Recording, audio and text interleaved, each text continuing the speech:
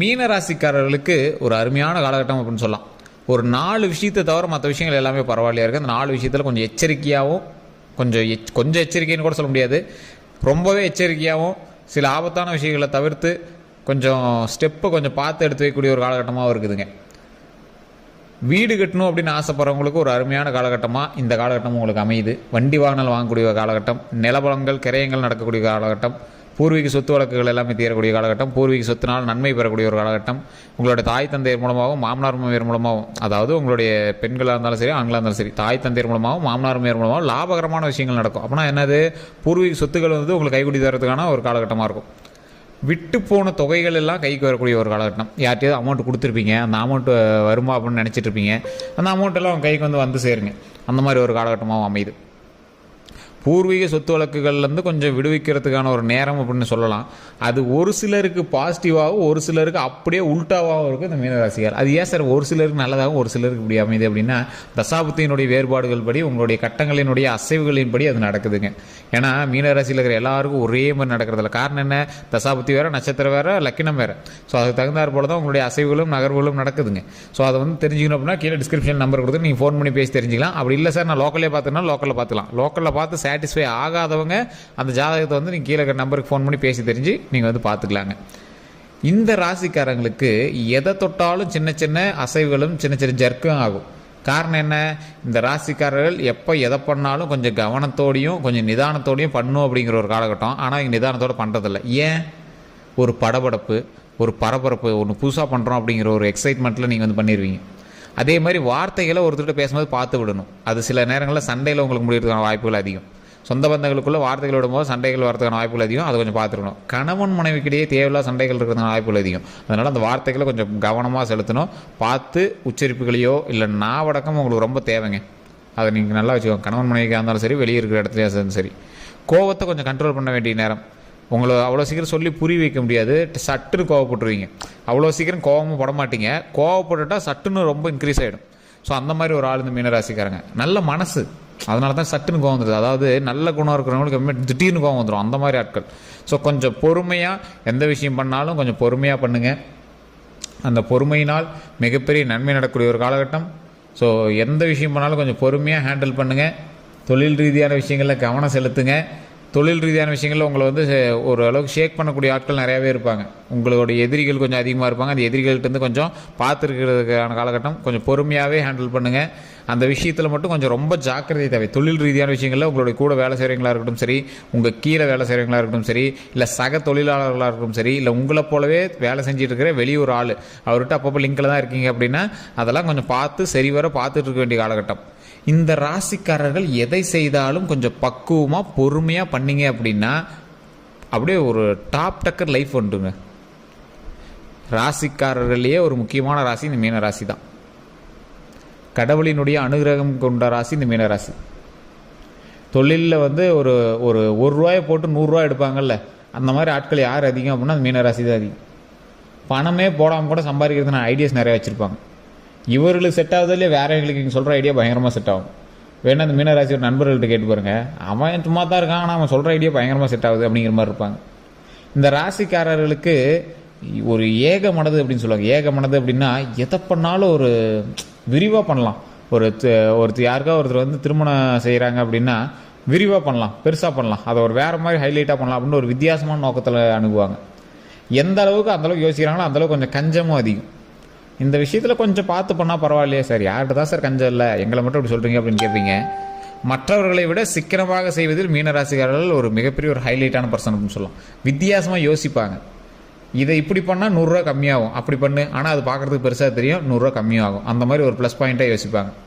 இவங்க யோசனை யாருக்கு வராது, இவங்களுடைய கோபமும் யாருக்கு வராது, இவங்களுடைய அறிவுத்திறனும் யாருக்கு வராது, இவங்க பேசக்கூடிய பழகக்கூடிய விதமும் குணமும் யாருக்குமே வராது.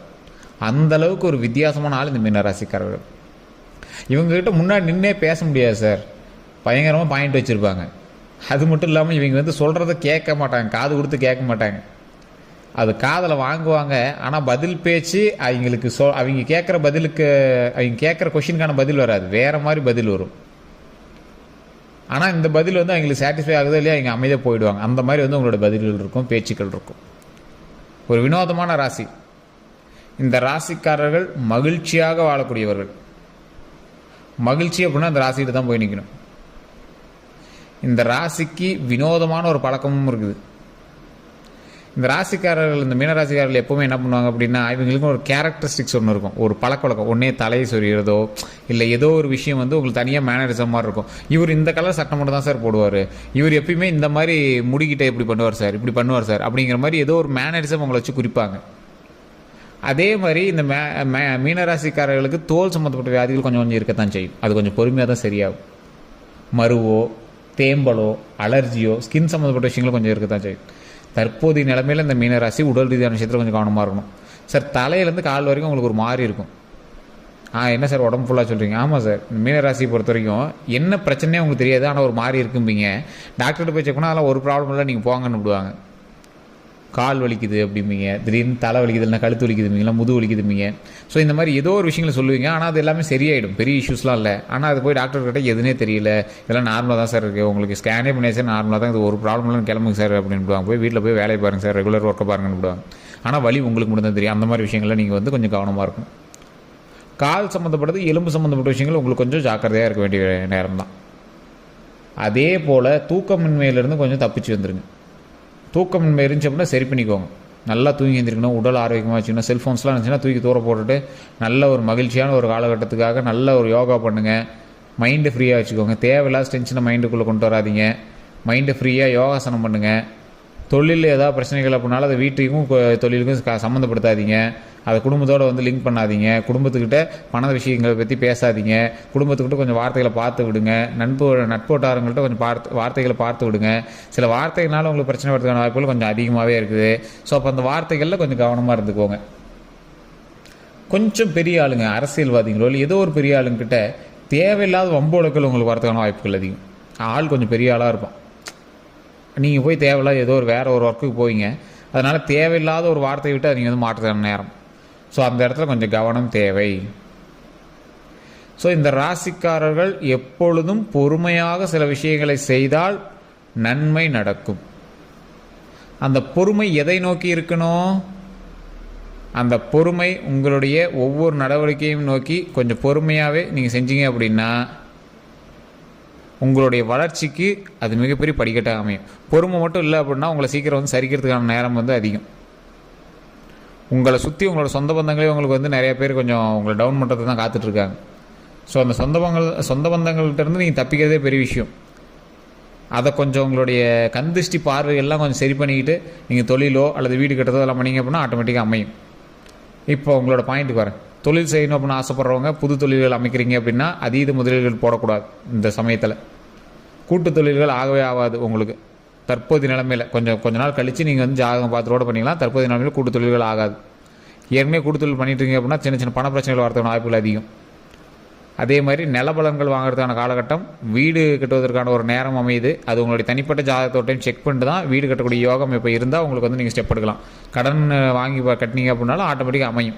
ஆனால் அது உங்களோட தனிப்பட்ட ஜாதகத்தை வச்சு ஒரு டைம் செக் பண்ணிக்கோங்க. யோகம் இப்போ உங்களுக்கு இருக்குதா அப்படின்னு செக் பண்ணிக்கோங்க. வண்டி வாகனம் வாங்குறதுக்கான காலகட்டம் நல்லா அமையுது, ஒன்றும் பிரச்சனை இல்லை. திருமணத்திற்கான வாய்ப்புகள் உங்களுக்கு வாய்ப்புகள் அதிகமாகவே இருக்குது. குழந்தை பேருக்கான வாய்ப்புகளும் அதிகமாகவே இருக்குது. அதனால் அதுவும் கவலை இல்லை. திருமணத்திற்கு ஸ்டெப் எடுத்தீங்க அப்படின்னா வாய்ப்புகள் அதிகம். கொஞ்சம் பொறுமையாக எந்த விஷயம் பண்ணாலும் பண்ணுங்கள். மற்றபடி எந்த ஒரு இஷ்யூஸும் கிடையாது. இந்த ராசிக்காரர்கள் டாக்குமெண்ட் சம்மந்தப்பட்ட விஷயத்தில் கொஞ்சம் எச்சரிக்கையாக இருங்க. பேர் மாற்றுறது, ஒரு பேன் கார்டுக்காவது நீங்கள் ஒரு எரர்னாவது சரி பண்ணியிருப்பீங்க, ஆதாராவது ஒரு நம்பராவது லிங்க் பண்ணியிருப்பீங்க. இந்த காலகட்டத்தில் மீனராசி டாக்குமெண்ட்டில் பேர் மாற்றுறது, பட்டாவில் பேர் மாற்றுறது, பத்திரத்தில் பேர் மாற்றுறது, இந்த மாதிரி நிறைய விஷயங்கள் வந்து உங்களோட இதில் போயிட்டுருக்கு. அதை மட்டும் கொஞ்சம் எச்சரிக்கையாக பண்ணுங்கள். மற்றபடி எந்த ஒரு இஷ்யூஸும் கிடையாது. இந்த ராசிக்காரர்கள் குலதெய்வ வழிபாடு பண்ணியே ஆகணும். அதே மாதிரி எந்த கோயிலுக்கு போனீங்க அப்படின்னாலும் துர்க்கை அம்மன் இருப்பாங்க. துர்க்கை அம்மன்கிட்ட வந்து 2 நெய் விளக்கேற்றி துர்க்கை அம்மன் வழிபாடு கண்டிப்பாக பண்ணுங்கள். அதனால் மிகப்பெரிய நன்மை காத்துட்ருக்கு. துர்க்கை அம்மன் வழிபாடுனால மிகப்பெரிய நன்மை அடைஞ்சவங்க நிறைய பேர் இருக்காங்க. ஸோ கண்டிப்பாக அதை ட்ரை பண்ணுங்கள். 2 நெய் விளக்கேற்றி அந்த துர்க்கை அம்மன்கிட்ட வழிபாடு பண்ணுங்கள். ரொம்ப ரொம்ப நல்லது. ஓம் துர்க்கை அம்மனை போற்றி, ஓம் துர்க்கை அம்மனை போற்றி, ஓம் துர்க்கை அம்மனை போற்றி அப்படின்னு மறக்காமல் 3 டைம் அந்த சுற்றி வரும்போதும் சரி, அல்லது நீங்கள் எப்போயாவது வீட்டில் ஃப்ரீயாக இருக்கும்போதும் சரி, இதை உச்சரிச்சிட்டே இருங்க. ரொம்ப ரொம்ப நல்லது. துர்க்கை அம்மன் வந்து எப்பவுமே ஒரு பக்கத்துலேயே இருந்து அதை வந்து ஹெல்ப் பண்ணுவாங்க. ரொம்ப நன்மை தருவாங்க. உடல் ஆரோக்கியத்தை அதிகப்படுத்தி கொடுப்பாங்க. உடல் நல்லபடியாக வச்சுக்காங்க. நீண்ட ஆயுளை கொடுப்பாங்க. ஸோ துர்க்கை அம்மன் வழிபாடு மிகப்பெரிய ஒரு நல்ல ஒரு ராஜ வழிபாடு அப்படின்னு சொல்லுவாங்க. அரசர்கள் எப்பவுமே கோயிலை சுற்றி வரும்போது வழிபடுறதுக்காகவே பெரிய பெரிய தெய்வங்களோட சிலைகள் எல்லாத்தையுமே சுற்றி வச்சுருப்பாங்க. அது பெரிய தெய்வத்திலே முக்கியமான தெய்வம் துர்க்கையம்மன். ஸோ சுற்றி வரும்போது துர்க்கையம்மன் வழிபாடு பண்ணிட்டு நீங்கள் வந்து மற்ற விஷயங்கள் பண்ணிங்க அப்படின்னா மிகப்பெரிய நன்மை நடக்கும். போருக்கு போகும்போது துர்க்கையம்மன் வழிபாடெலாம் அவ்வளோ நல்லது.